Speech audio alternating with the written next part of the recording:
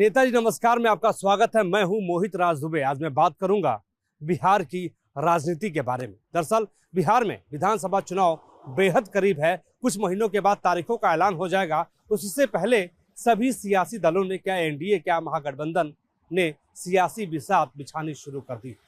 बिहार की राजनीति के बारे में अगर चर्चा होती है तो जाति पाति और आरक्षण का मुद्दा सबसे पहले आता है। दरअसल आरक्षण के मुद्दे पर ही इस बार आरजेडी, कांग्रेस और एनडीए की बात करें, जहां पर लालू यादव तो नहीं है लेकिन वहां पर नीतीश कुमार है। नीतीश कुमार के साथ भारतीय जनता पार्टी है, चिराग पासवान की पार्टी है। तो आरक्षण के मुद्दे पर इनकी राय है क्या है। और उसके साथ ही साथ तेजस्वी यादव ने इस बार आरक्षण के मुद्दे को लेकर वो आगे बढ़ते हुए नजर आ रहे हैं। तो सवाल ये उठता है कि क्या लालू यादव के आजमाए हुए हथियार को तेजस्वी यादव ने अपने हाथ में ले लिया है। क्या लालू यादव ने जिस तरीके से आरक्षण के मुद्दे पर बात 2015 में की थी, जब मोहन भागवत ने कहा था कि आरक्षण पर समीक्षा की जानी चाहिए, उस वक्त लालू यादव ने इसी मुद्दे को उठा लिया और फायदा उनको विधानसभा चुनाव में हुआ। हालांकि उस वक्त उनके साथ नीतीश कुमार थे, लेकिन अब समीकरण 2015 के बाद 2025 में बदलता हुआ नजर आ रहा है। तेजस्वी यादव आरक्षण के मुद्दे पर बिहार के भीतर पटना के अंदर प्रदर्शन कर रहे हैं और मांग कर रहे हैं कि 65% से कम आरक्षण बिहार के अंदर होनी नहीं चाहिए। और 65% आरक्षण नहीं होने की वजह से अनुसूचित जाति, अनुसूचित जनजाति, पिछड़ा वर्ग के लोगों को भारी नुकसान हो रहा है नौकरियों में। तो क्या इस बार तेजस्वी यादव इसी मुद्दे को लेकर चलेंगे? क्योंकि आरजेडी और कांग्रेस को पता है कि हिंदुत्व की काट जाति पाति है, आरक्षण है और इसके बिना चला नहीं जा सकता। इस मुद्दे को लेकर हमने तमाम बड़े नेताओं से बातचीत की, समझने की कोशिश की कि क्या इस बार आरक्षण का मुद्दा ही बिहार की राजनीति में, या ये कहें कि बिहार विधानसभा चुनाव के केंद्र में दिखाई देगा। क्या इस बार तेजस्वी यादव के आरक्षण के मुद्दे की काट भारतीय जनता पार्टी तैयार कर लेगी?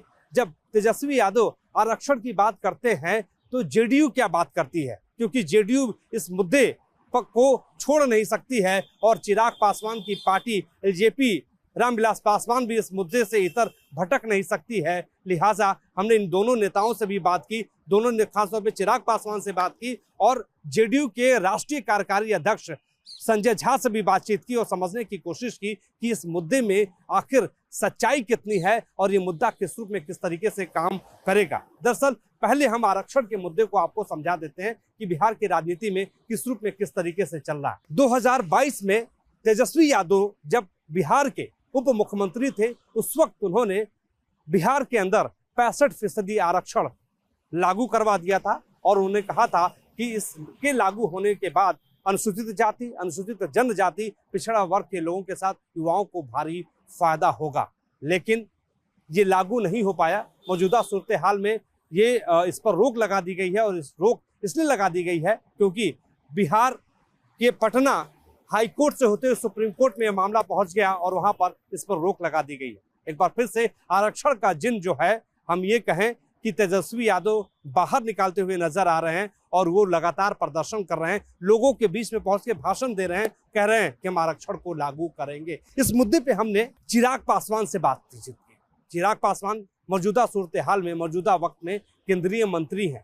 उनकी बात बहुत भारी हो जाती है इसलिए क्योंकि आरक्षण के मुद्दे से वो बच नहीं सकते हैं, लेकिन भारतीय जनता पार्टी इस मुद्दे पर खुलकर नहीं बोलती है। सुनिए कि तेजस्वी यादव के आरक्षण वाले प्रदर्शन पर चिराग पासवान ने क्या कहा। चुनाव करीब है और जैसे जैसे चुनाव करीब आता जा रहा है, सियासी पारा आरक्षण को लेकर गर्म होता जा रहा है। तेजस्वी कह रहे हैं कि 65% आरक्षण दिया जाए, धरना कर रहे हैं, किस तरीके से देख रहे हैं?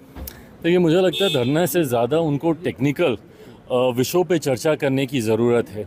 जो कानूनी बाध्यताएं हैं इसको लेकर, जो टेक्निकल कंसर्न्स हैं, इश्यूज़ हैं, अगर उसको लेकर वो चर्चा करते, सिर्फ हंगामा खड़ा करना ही अगर आपका मकसद है तो आप कीजिए, कौन आपको रोक रहा है। बट ये भी तो मत भूलिए कि भाई आपके पास भी तो मौका था, उस वक्त आपने क्यों नहीं किया। जब इनकी बोली बदलती है, जब ये सत्ता में रहते हैं और विपक्ष में जाते हैं, ये अविश्वास खड़ा करता है इनके प्रति बिहार के लोगों के बीच में, और मुझे लगता है वो अविश्वास ही कारण बनेगा।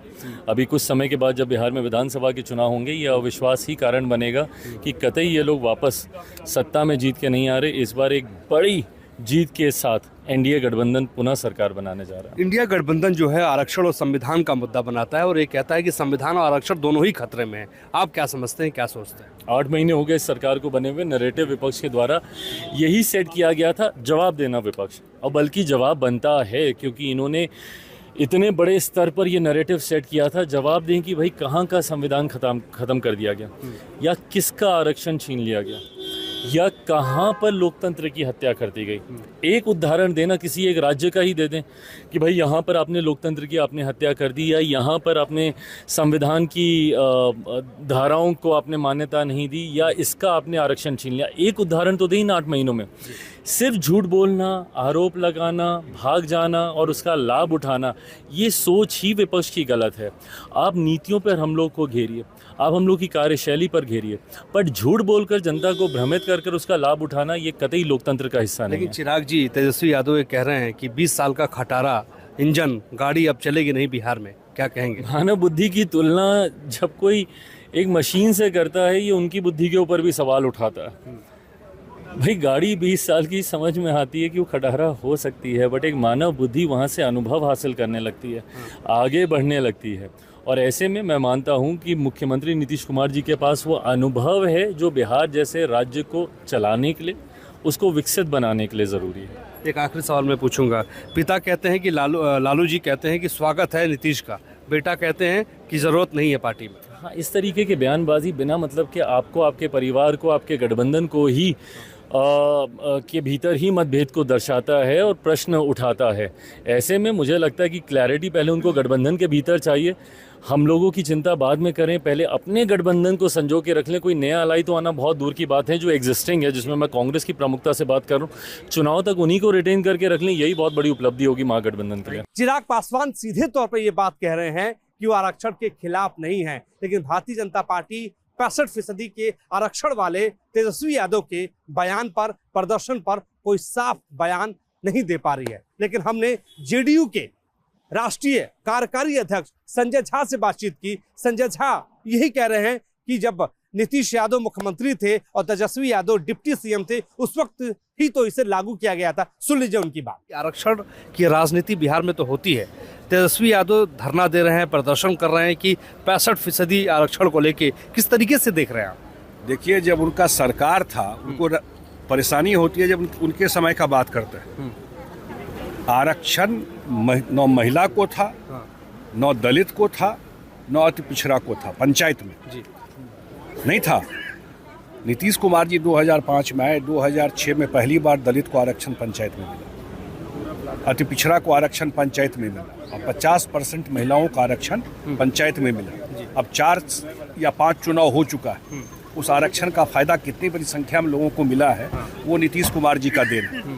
और अभी भी जातीय गणना नीतीश कुमार जी करवाए। आप सबको पता है, देश में पहले मुख्यमंत्री नेता हुए जो अपने स्टेट में जातीय गणना कराया।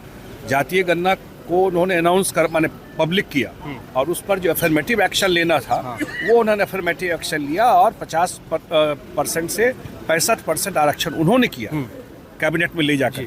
उनका किया हुआ है, मुख्यमंत्री है, दूसरा कौन करेगा?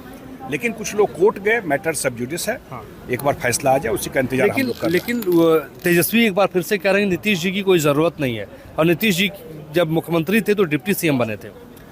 ऐसा है कि उनको नीतीश कुमार जी ने उनको निकाल दिया, छोड़ दिया ना भाई उनको। और उसके बाद मैंने बताया आपको कि 2 चुनाव हो गया एनडीए के साथ हम लोग, रिजल्ट सामने में है। उनको पता है कि 25 में क्या रिजल्ट होने वाला है। तो नीतीश कुमार जी तो बोल दिए कभी नहीं जाएंगे, तो बार बार क्यों उनका नाम लेते हैं? उनके पिता लालू जी कहते हैं कि भाई स्वागत है उनका। उनको पता है ना कि ग्राउंड पे क्या रियलिटी है। उनको ग्राउंड का सच्चाई पता है कि नीतीश कुमार बिहार के राजनीति के धुरी है, उनके बिना संभव नहीं है, इसलिए बोलता है पिताजी। आप जेडीयू के बड़े नेता हैं, कार्यकारी अध्यक्ष हैं, पीएम भी कह चुके हैं नीतीश जी को कि लाडले सीएम हमारे हैं, तो इफनबट तो नहीं है ना अब तो?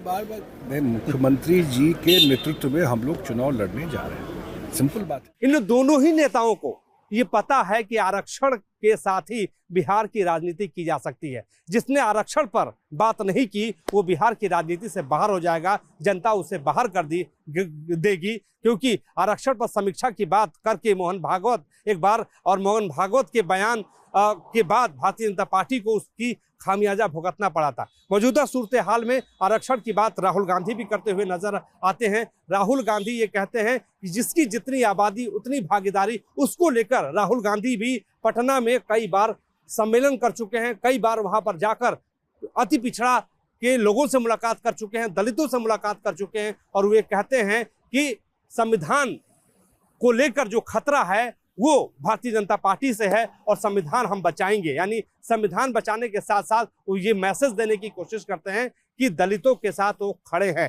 लेकिन दलित समाज कितना कांग्रेस के पास आता है, कितना जो है नीतीश यादव को, नीतीश कुमार को और चिराग पासवान को जो है दलित समाज छोड़कर कितना जो है वो आरजेडी और कांग्रेस के पास आता है, ये तो वक्त बताएगा। लेकिन हाँ, आरक्षण के मुद्दे पर बिहार के भीतर राजनीति तेज हो गई है। चिराग पासवान इस मुद्दे को छोड़ेंगे नहीं, क्योंकि उनको ये पता है कि हिंदुत्व की काट जो है वो जाति पाति है, आरक्षण का मुद्दा है। तो सवाल ये उठता है कि क्या आरक्षण की आग हिंदुत्व पानी है और आरक्षण एक आग है, तो क्या हिंदुत्व का पानी आरक्षण की आग को कितना बुझा पाएगा, ये देखने वाली बात होगी। लेकिन इसके साथ ही साथ जो है भारतीय जनता पार्टी के तमाम बड़े नेता जो हैं वहां पर बिहार के भीतर हिंदुत्व की बात करते हुए वो नजर आते हैं, और राम मंदिर की बात करते हैं, वो कुंभ की बात करते हैं, और इसके साथ ही साथ बागेश्वर धाम के